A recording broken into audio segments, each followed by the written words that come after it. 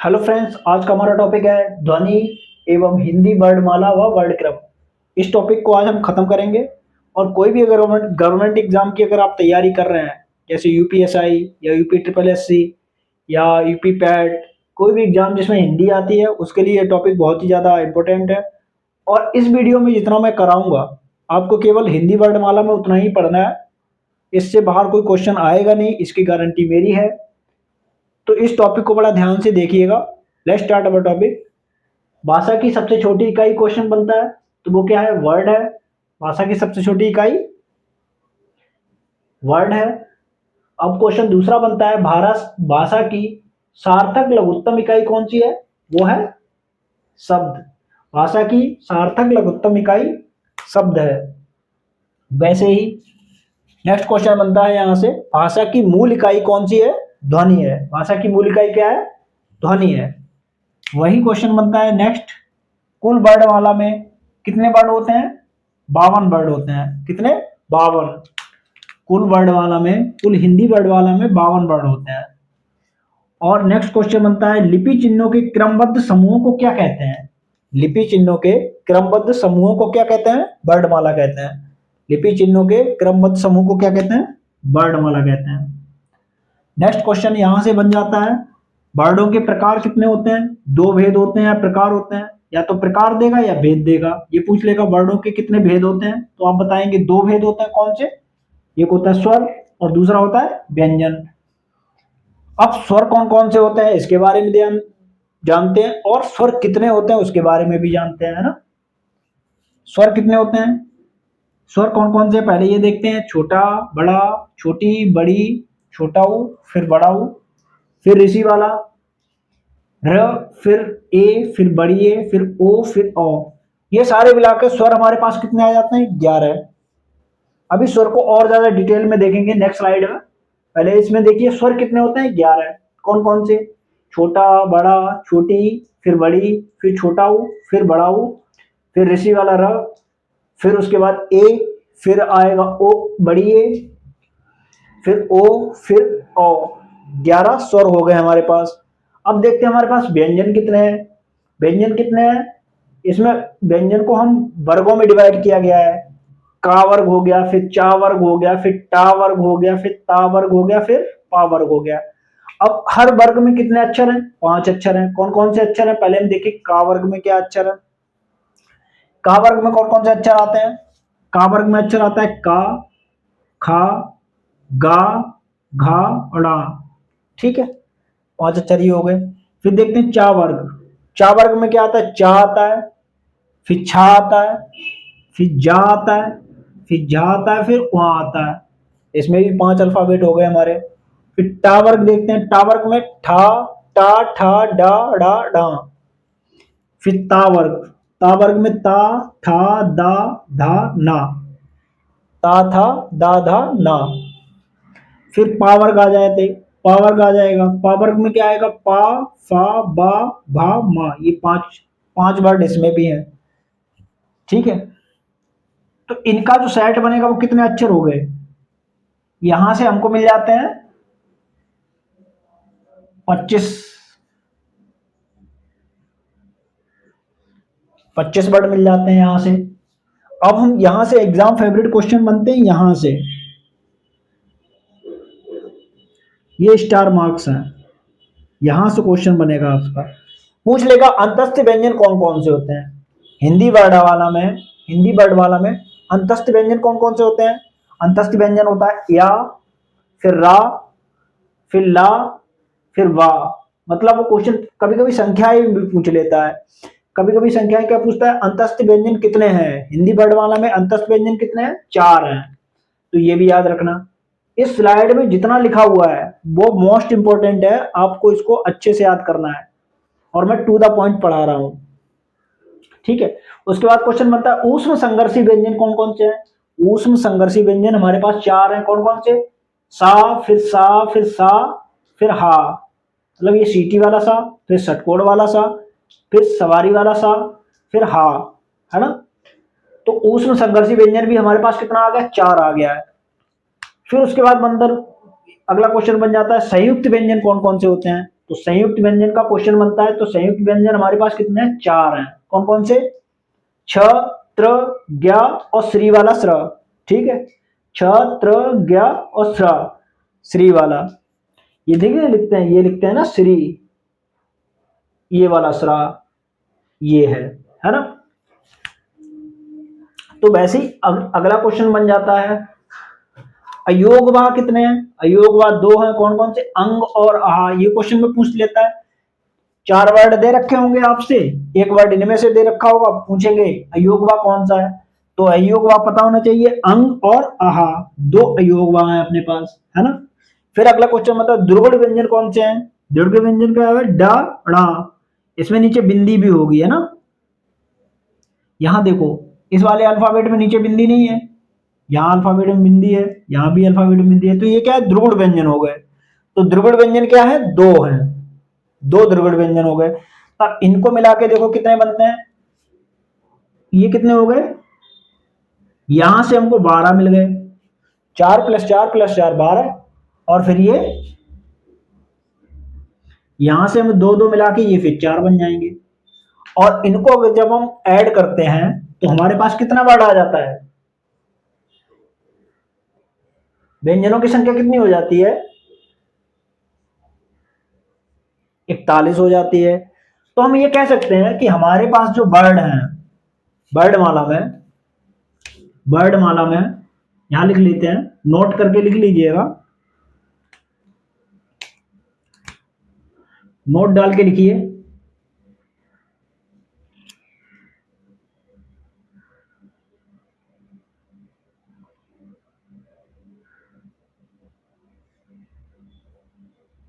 इधर लिखते हैं स्वर, इधर लिखते हैं व्यंजन। स्वर हमारे पास कितने हैं, 11, और व्यंजन हमारे पास कितने आ गए, 41, और टोटल वर्डमाला में कितने अक्षर हैं, 52 अक्षर। ये समझ में आ गया होगा। अब देखते हैं नेक्स्ट स्लाइड में, इनके भेद देखते हैं, स्वर के कितने भेद होते हैं, व्यंजन किस तरह से डिस्क्राइब कर सकते हैं, का वर्ग में क्या ऐसा है, चा वर्ग में ऐसा क्या है जो पढ़ने लायक है हमारे। ठीक है, अब हम देखते हैं नेक्स्ट स्लाइड में।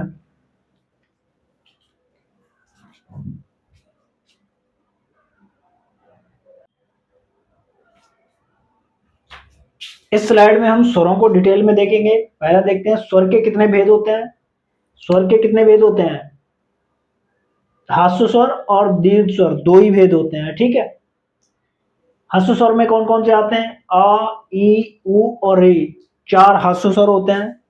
वैसे ही दीर्घ स्वर कितने होते हैं, दीर्घ स्वर 7 होते हैं। कौन कौन से, बड़ा, बड़ी ई, बड़ा ऊ, ए, बड़ी ए, ओ और औ।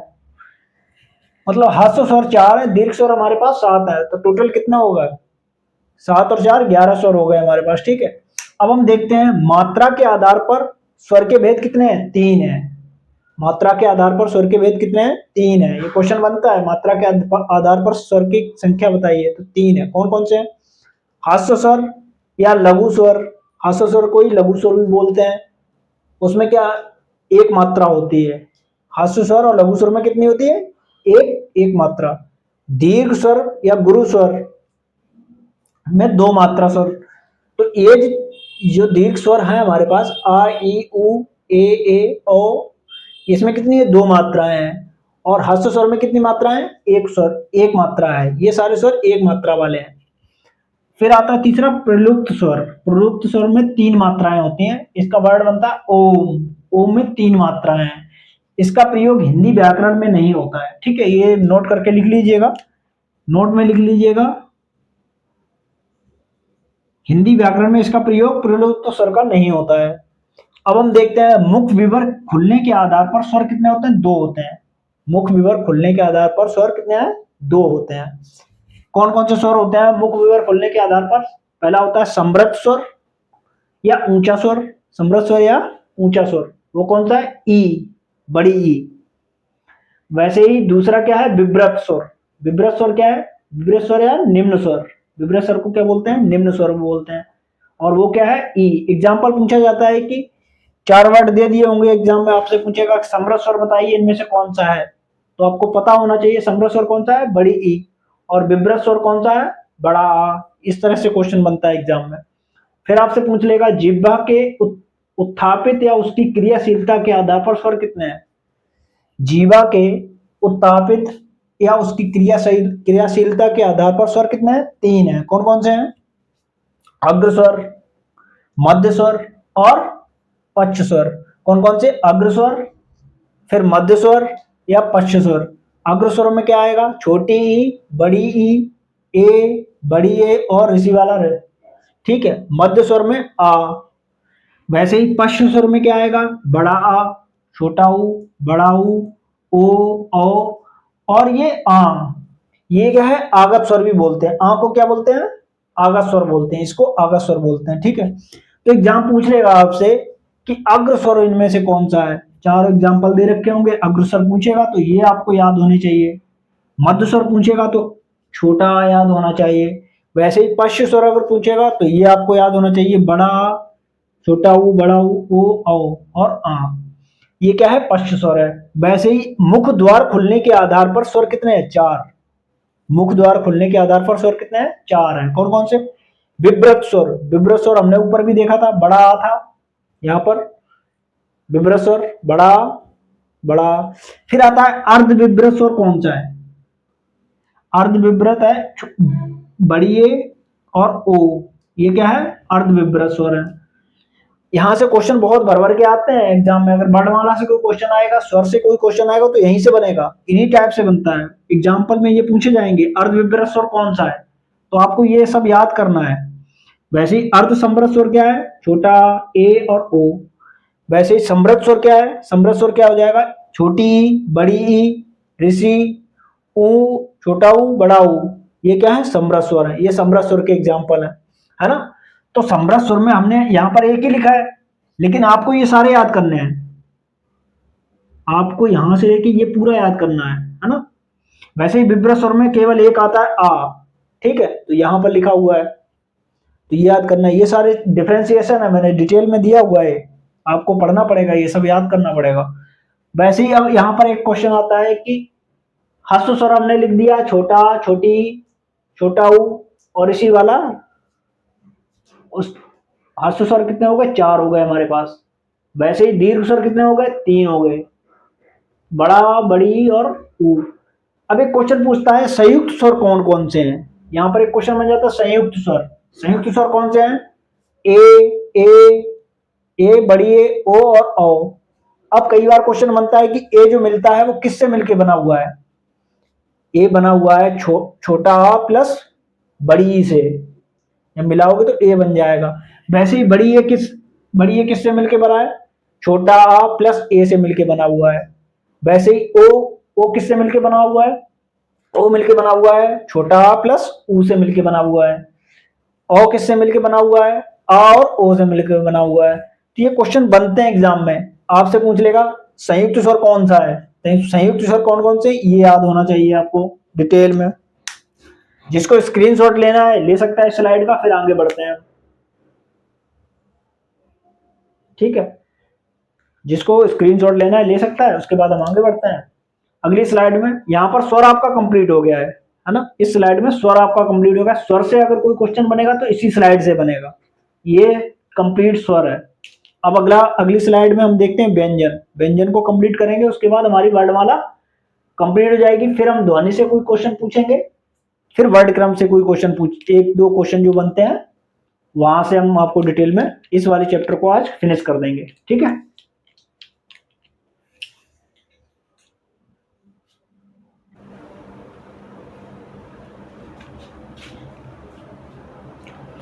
अब हम देखते हैं व्यंजन। का वर्ग का उच्चारण स्थान है कंठस्थ, जिसमें वर्ड आते हैं का, खा, गा, घा, ड।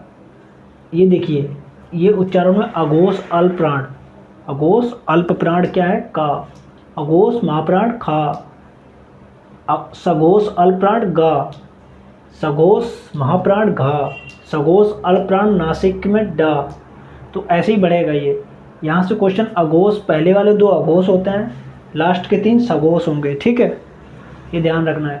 उच्चारण स्थान से क्वेश्चन बनता है यहाँ पर, इस वाली इसमें व्यंजन से हमेशा क्वेश्चन बनेगा, उच्चारण स्थान से, ध्वनियों से क्वेश्चन बनता है। जैसे का वर्ग कंठस्थ है, मतलब कंठ से बोला जाता है।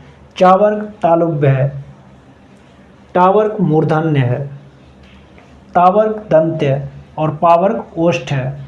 और इन सारे व्यंजनों को का, चा, टा, ता, पा, इन सबको बोलते हैं स्पर्श व्यंजन। इनको क्या बोलते हैं? स्पर्श व्यंजन। स्पर्श व्यंजन की संख्या कितनी है? 25 है। क्वेश्चन बन जाता है यहाँ से, स्पर्श व्यंजन की संख्या कितनी है? तो आप बताएंगे 25 है, क्योंकि हर में 5-5 अल्फ़ाबेट है, तो 5 पंजे 25। स्पर्श व्यंजन हमारे पास कितने आ गए? 25 आ गए। अब उच्चारण स्थान के हिसाब से देखते हैं कौन से अल्फ़ाबेट कहाँ से बोले जाते हैं, ना, कौन से वर्ड कहाँ से बोले जाते हैं। जैसे कंठ है, कंठ से बोलने वाला शब्द क्या है? का वर्ग है और छोटा है, बड़ा है, हा है विसर्ग के साथ और अंग आहा, है ना, आ के साथ 2 विसर्ग, ये बोला जाता है कास, कंठ से बोला जाता है। वैसे ही तालव्य से बोलने वाले वर्ड कौन से? चा वर्ग है, उसके बाद या है, फिर सा है, फिर छोटी ई है और बड़ी ई है, ये तालव्य से बोले जाते हैं वर्ड। मूर्धन्य से बोलने वाले वर्ड कौन से हैं? टा वर्ग, उसके बाद सा षटकोण वाला, उसके बाद ऋषि वाला ऋषि, उसके बाद दंत, दंत से बोलने वाला वर्ड क्या है? ता वर्ग, उसके बाद ला, फिर सा, फिर रा। दंत से बोलने वाले वर्ड कौन से हैं? ता वर्ग, उसके बाद ला, फिर सा, रा।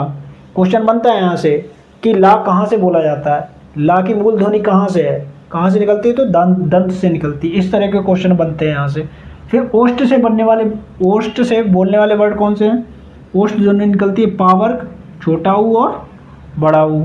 वैसे ही आता है सीटी वाला सा, सीटी वाला स्वा धन तालव्य है, ये तालव्य से ध्वनि निकलती है। ये वर्ड क्या है? अघोष महाप्राण है।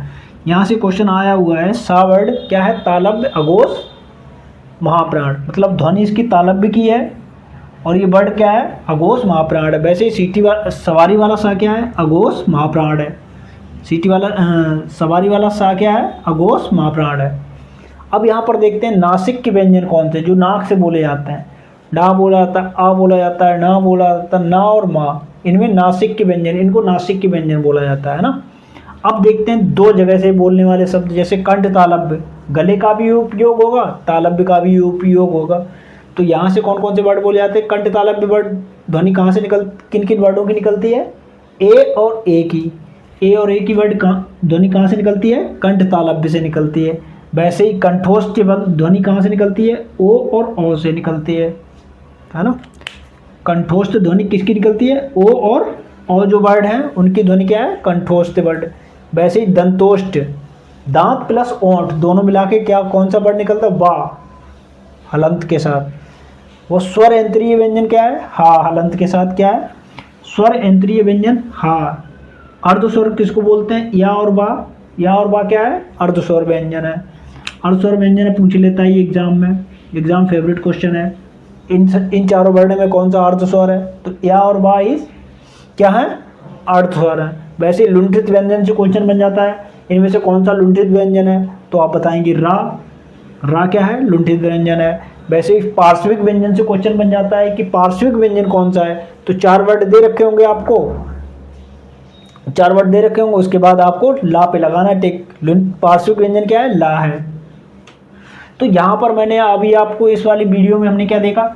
ध्वनि देख लिया है, हिंदी वर्णमाला के सारे वर्ण क्रम के बारे में जान लिया, स्वर के बारे में जान लिया, व्यंजन के बारे में पूरा डिस्कस कर लिया। तो इस वीडियो में हमने डिस्कस किया है स्वर और व्यंजन कंप्लीट।